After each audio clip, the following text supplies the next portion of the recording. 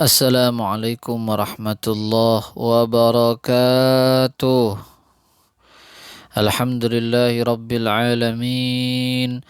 Wassalatu wassalamu ala sayyidil mursalin wa ala alihi wa sahbihi ajma'in. Amma ba'd. Baiklah anak-anak sekalian, pada video pembelajaran sebelumnya kita telah membaca surat Al-A'la ayat 1 sampai dengan ayat terakhir ya. Kolaborasi duet antara Pak Hendra dengan Kiai Haji Ustadz Profesor Dr. Muhammad Zakiyul Fikri Kemas Ahmad.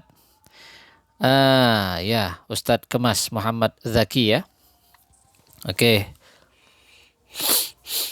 Pak Hendra dari ayat 1 sampai 10, kemudian Pak Zaki dari 11 sampai 19.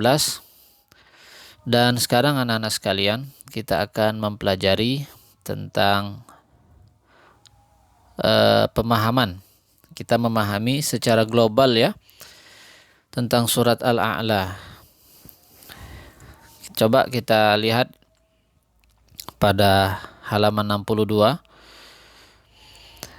Amaliyah itu maksudnya praktek ya. Amal, perbuatan, praktek. Imam Ahmad meriwayatkan dari An-Nu'man bin Bashir bahwa Rasul Shallallahu Alaihi Wasallam dalam salat 2 hari raya membaca Sabbihisma Rabbikal A'la dan Hal Ataka Hadithul Ghasyiyah. Jadi anak-anak, Nabi Shallallahu Alaihi Wasallam ketika memimpin salat Idul Fitri atau salat Idul Adha, itu Nabi biasanya membaca surat Al-A'la dan surat Al-Ghasyiyah. Surat Al-A'la diawali dengan Sabbihisma Rabbikal A'la, sedangkan surat Al-Ghasyiyah diawali dengan Hal Ataka Hadithul Ghasyiyah. Baik, kemudian dan jika bertepatan dengan hari Jumat, maka beliau membaca keduanya. Jadi pada salat Idul Fitri misalnya, salat Idul Fitri pada hari Jumat, maka ketika Nabi menjadi imam salat Idul Fitri, beliau membaca rakaat pertama surat Al-A'la, rakaat kedua surat Al-Ghasyiyah. Nanti ketika Nabi memimpin salat Jumat juga sama, rakaat yang pertama membaca surat Al-A'la, yang rakaat kedua membaca surat Al-Ghasyiyah. Kemudian Rasulullah Shallallahu Alaihi Wasallam juga dalam salat witir pernah membaca surat Al-A'la ya. Surat Al-A'la itu pada rakaat pertama surat Al-A'la, rakaat yang kedua surat Al-Kafirun, rakaat yang ketiga Qul huwallahu ahad. Aisyah menambahkan dan surat Al-Mu'awwidhatain. Al-Mu'awwidhatain yaitu surat Al-Falaq dan An-Nas. Jadi kalau pada salat witir anak-anak, Rasul sallallahu alaihi wasallam itu rakaat pertama membaca Al-A'la, rakaat kedua Al-Kafirun, rakaat ketiga Qul huwallahu ahad, Qul a'udzu birabbil falaq dan Qul a'udzu birabbin nas. Baik, lanjut. Imam Ahmad berkata, telah meriwayatkan kepada kami Abu Abdurrahman, beliau berkata, telah mengabarkan kepada kami Musa, yakni Ibnu Ayyub Al-Ghafiqi, pamanku Iyas bin Amir memberitahu kami, aku pernah mendengar Uqbah bin Amir Al-Juhani berkata, ketika ayat Fasabbih bismi rabbikal azim turun, maka Rasulullah sallallahu alaihi wasallam bersabda kepada kami, bacalah bacaan itu di dalam ruku kamu. Dan ketika turun ayat Sabbihisma rabbikal a'la, maka beliau bersabda, bacalah bacaan itu di dalam sujud kalian. Hadis riwayat Abu Dawud dan Ibnu Majah. Nah, anak-anak sekalian, jadi seperti ini ya. Ketika turun ayat fasabbih bismi rabbikal azim, fasabbih bismi rabbikal azim, ya. Maka Rasul sallallahu alaihi wasallam perintahkan kepada sahabat untuk membaca subhana rabbiyal azimi wa bihamdih pada saat kita ruku. Jadi itulah yang melatar belakangi bacaan ruku itu ya. Jadi bacaan ruku itu sebagaimana kita ketahui subhana rabbiyal azim. Nah, itu kenapa itu ada? Karena firman Allah fasabbih bismi rabbikal azim. Nah, itu pada ayat yang terakhir ya. Ayat terakhir dari surat Al-A'la. Ya, benar lah. Ya, benar ya. Benar surat Al-A'la? Coba kita cek dulu. Bukan, surat Al-Ghasyiyah itu. Waduh, gimana ini? Ya, maksudnya surat Al-Ghasyiyah ya. Bapak jadi agak-agak lupa-lupa. Benar tak surat Al-Ghasyiyah? Fasabbih bismi rabbikal azim. Nah, dah lupa Bapak. Yang jelas surat apa aja itu? Lupa.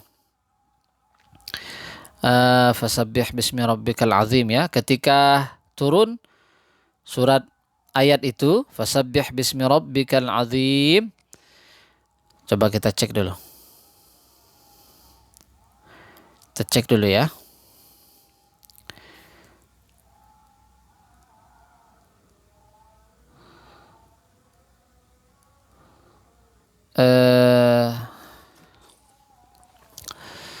Maaf anak-anak sekalian, ini agak lambat dikit, tidak apa-apa ya. Fasabbih bismi rabbikal azim itu kita lihat pada ayat berapa?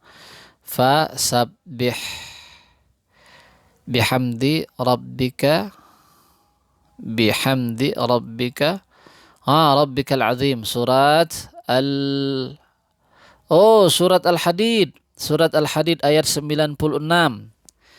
Nah, ketika turun surat Al-Hadid ayat 96 ini, nah itu ya, ketika turun surat Al-Hadid ayat 96 tadi, nah yang ini ya, maka Rasul Shallallahu Alaihi Wasallam perintahkan sahabat untuk membaca Subhana Rabbiyal Azim pada saat ruku.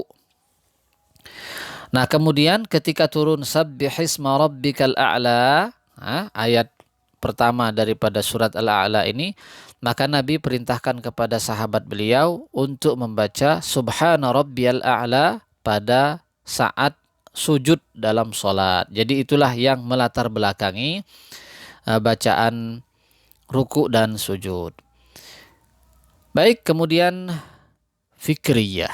Fikriyah artinya secara teori ya, teori atau pemikiran. Ciri-ciri surga diantaranya disebutkan kehijauan dan manis. Jadi ciri surga itu identik dengan kehijau-hijauan. Kenapa? Hijau, surga itu dipenuhi dengan pepohonan yang hijau, yang indah, yang rindang, yang besar, yang pokoknya penuh dengan keindahan dan kenikmatan. Manis artinya nikmat. Karena surga itu adalah kenikmatan yang tidak ada putusnya, kenikmatan yang tidak butuh lagi dengan kenikmatan yang lain. Semuanya ada di situ. Mudah-mudahan kita semua masuk surga. Amin ya rabbal alamin, dan dihindarkan dari azab neraka. Amin.